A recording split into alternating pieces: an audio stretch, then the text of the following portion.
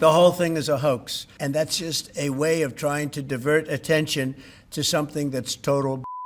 The Jeffrey Epstein case continues to shadow President Trump and his administration. Epstein was charged in 2019 with sex trafficking in minors, but died by suicide while locked up awaiting trial. Now, Trump and his team have been under growing pressure from both supporters and critics to follow through on the president's campaign commitment to make public a trove of government documents about the case. Would you declassify the Epstein files?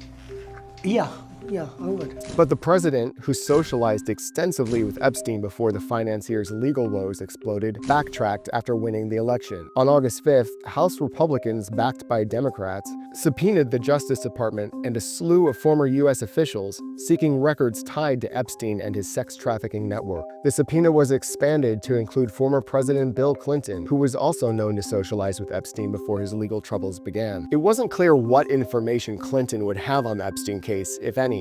Both he and President Trump have denied any knowledge of Epstein's crimes. So how did we get here? To start, we need to understand Epstein's life before he was charged with sex trafficking in minors. He was a wealthy financier from New York who managed money for billionaires. He owned mansions around the world, including on a private island in the Caribbean. He moved in the highest circles of power: royalty, politicians, celebrities. Trump and Epstein's relationship goes back decades. In 2002, Trump told New York Magazine that he'd known Epstein since the late 80s. There's even a 1992 video showing Trump and Epstein at Mar-a-Lago with Ghislaine Maxwell in the background. In fact, that's where he met one of his most well-known and tragic victims, Virginia Giuffre, who worked at the president's spa. Trump now says that his falling out with Epstein has to do with Epstein taking her from his resort. He stole her. In 2009, she sued Epstein under a pseudonym, alleging he and his powerful associates, including royalty, sexually abused her as a minor. It's not how Jeffrey died, but it's how he lived.